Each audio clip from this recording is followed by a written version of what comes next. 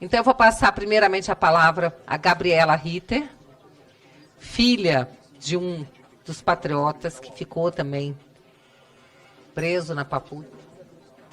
Você pode habilitar seu áudio, Gabriela, e que é a presidente da Associação dos Familiares. A Gabriela também é advogada.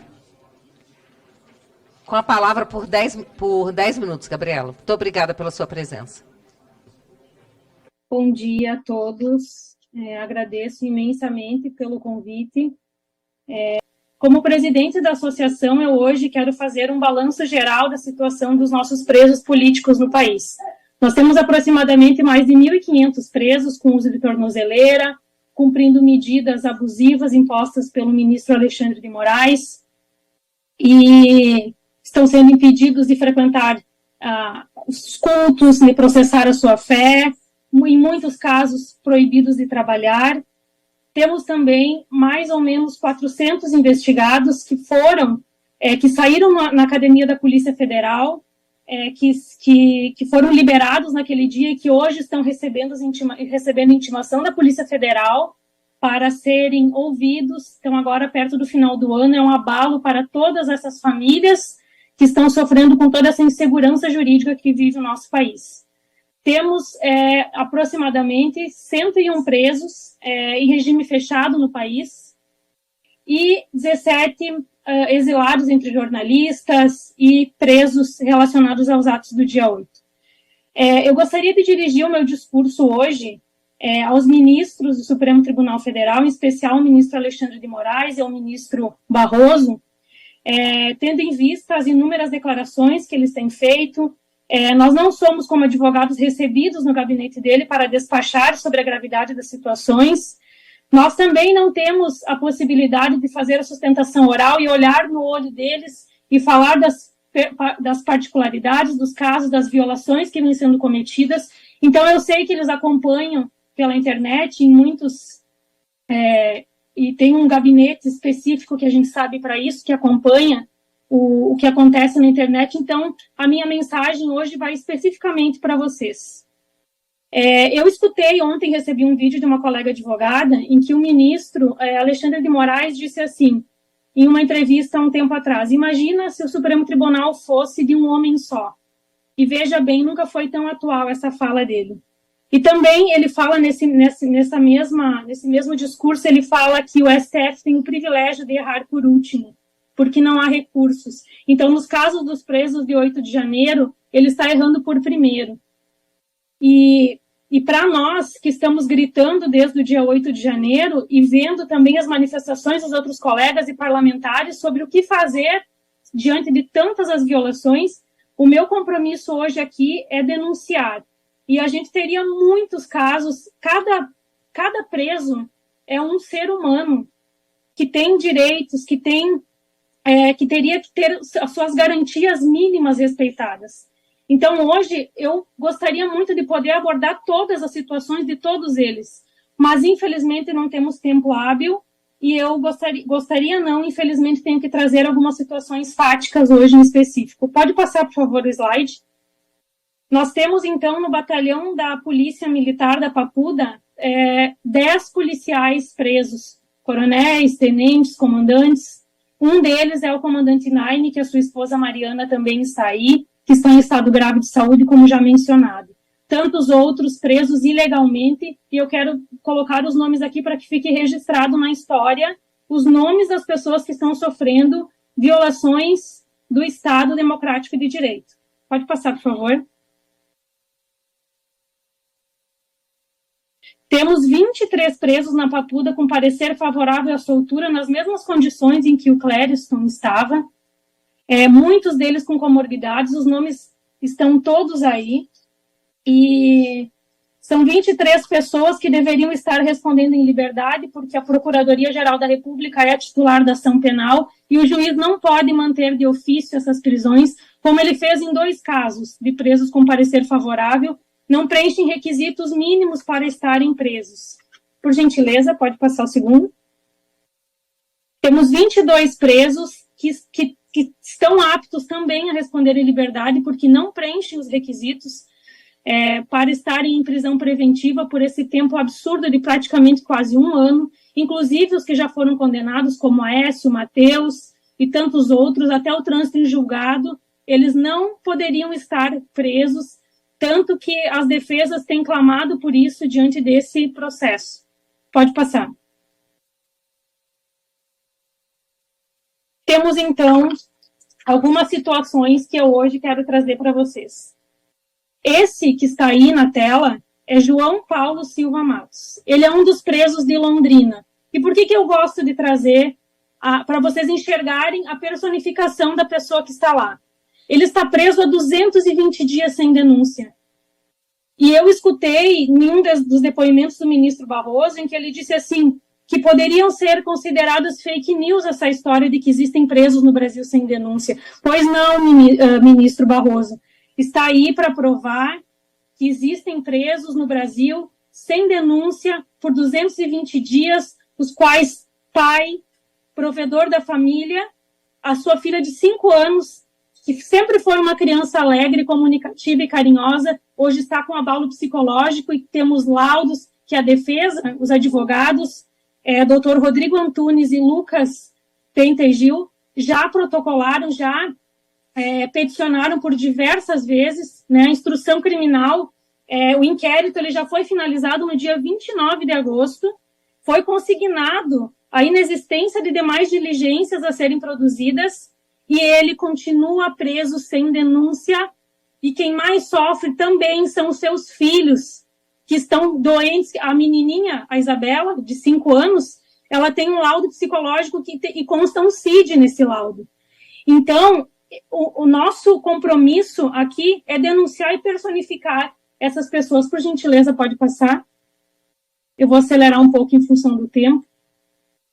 Temos presos em Minas Gerais, Marcelo, que está preso também desde o dia 27 de janeiro, tem uma filha de 7 anos. E Marcelo, ele é deficiente físico, ele sofreu um acidente e ele tem epilepsia. Ele faz uso de 6 medicações para controle, ele tem epilepsia de difícil controle. E ele pode, a qualquer momento, ter uma morte conhecida como SUDESP, que é uma morte noturna, onde não se consegue, onde ele tem uma crise tão forte que pode levar a óbito. E tudo isso consta no processo, os seus advogados têm peticionado, têm feito o trabalho deles, e, infelizmente, as defesas são caladas, como já denunciamos inúmeras vezes. Por gentileza, pode passar. Marcelo, então, ele tem doenças degenerativas. Aqui tem uma foto da situação das cirurgias em que ele teve que fazer em decorrência e que ocasionaram a deficiência física dele. Ele tem um quadro degenerativo na coluna. Então, todos esses laudos estão no processo e a defesa não é ouvida. Por gentileza. Esse é o doutor Eduardo Barcelos, também preso em Minas Gerais. Ele é um advogado. Ele já perdeu mais de 30 quilos. Ele está anêmico, em estado de desnutrição. Ele já teve 2 infartos, já passou por cirurgias em 2017 e 2019. Faz uso de medicações, passou por uma perícia médica agora recentemente. E os advogados, doutor Lenaco, tem feito um trabalho de demonstrar, de peticionar, de fazer o que é possível dentro da defesa técnica. E, infelizmente, nós temos que estar aqui denunciando, né, publicamente, fazendo essa denúncia pública para que providências sejam tomadas, para que a gente possa, para que a gente não esteja daqui a um tempo chorando mais uma perda lamentável, que é como aconteceu no caso do Clériston. O doutor Eduardo Barcelos tem várias comorbidades semelhantes a dele. Por gentileza, pode passar. Ele tem 65 anos, né, portador de cardiopatia, ele era advogado, trabalhava na Santa Casa, tem 4 filhos, não aprova em requisito algum para manter a prisão dessas pessoas. Por gentileza.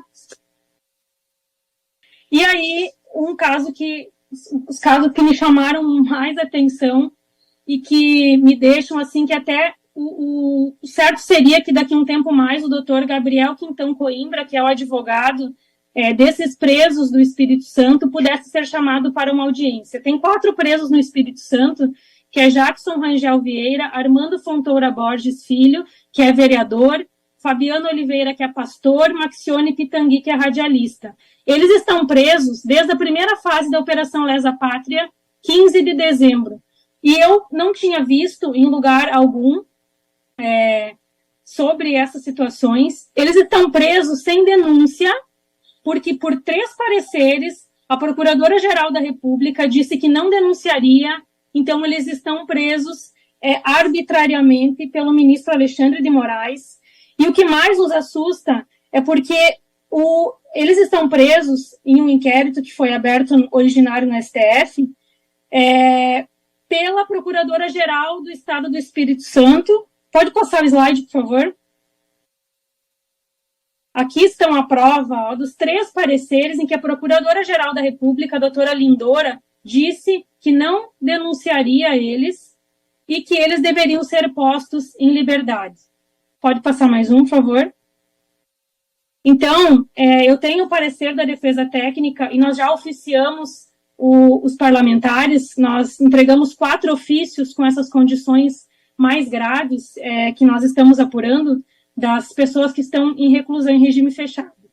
E um dos que mais nos assusta são esses, que muito provavelmente, talvez, não tinham essa divulgação amplamente, e eu quero deixar registrado aqui na Câmara dos Deputados para que saibam que desde dezembro existem presos políticos no país em decorrência da primeira fase da Operação Lesa Pátria, e que o inquérito que os prende é completamente ilegal, sendo que foi solicitada diretamente da Procuradora-Geral da República do Estado do Espírito Santo, diretamente ao ministro Alexandre de Moraes, foi requisitada, então, a prisão dessas 4 pessoas e uma investigação com mais de 107 buscas e apreensões no estado de Minas Gerais. E é muito, muito assustador, até porque a Procuradora-Geral da República, que teria competência, né, para atuar nesses casos, já disse que não denuncia e também protocolou em dezembro um agravo regimental denunciando o prosseguimento desse inquérito, o qual não foi até hoje julgado pelo ministro Alexandre de Moraes, vai fazer 1 ano agora. A defesa também interpôs agravo regimental, que também não foi julgado pelo ministro, e essas pessoas continuam no cárcere. Pode passar, por favor, eu sei que eu já extrapolei meu tempo, mas eu preciso falar. Esse é o Maxione Pitangui de Abreu. Ele tem 3 filhos, um de 1 ano, 3 e 7 anos. O Miguel, de 7 anos, é uma criança que possui deficiência, que se alimenta por sonda, e ele é o provedor da família. Então, essa família está desestruturada, com o pai preso ilegalmente, que nós precisamos frisar isso. E a gente tem o compromisso hoje, pode passar, por favor, de denunciar esses abusos. Eu teria muitos outros abusos a denunciar, mas nós trouxemos esses casos hoje que são gritantes aos olhos, até inclusive de quem não é da área do direito, né? O Maxione, ele está em processo de cegueira na Papuda por conta da toxoplasmose.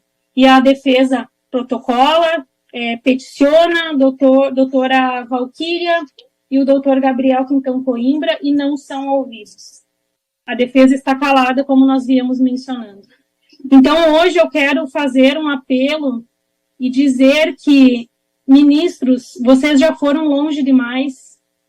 Existem 101 presos políticos no país que precisam estar o quanto antes respondendo em liberdade, sob prejuízo das suas vidas, tanto das suas famílias quanto da sua saúde, para que a gente evite que mais óbitos ocorram, que o nosso país possa voltar a respirar ares de democracia, porque hoje nós vivemos em uma ditadura judicial, com presos políticos, e esse é o meu clamor hoje. Eu agradeço e peço desculpas, porque eu sei que extrapolei meu tempo em algumas vezes. Obrigada pela oportunidade. Agradeço.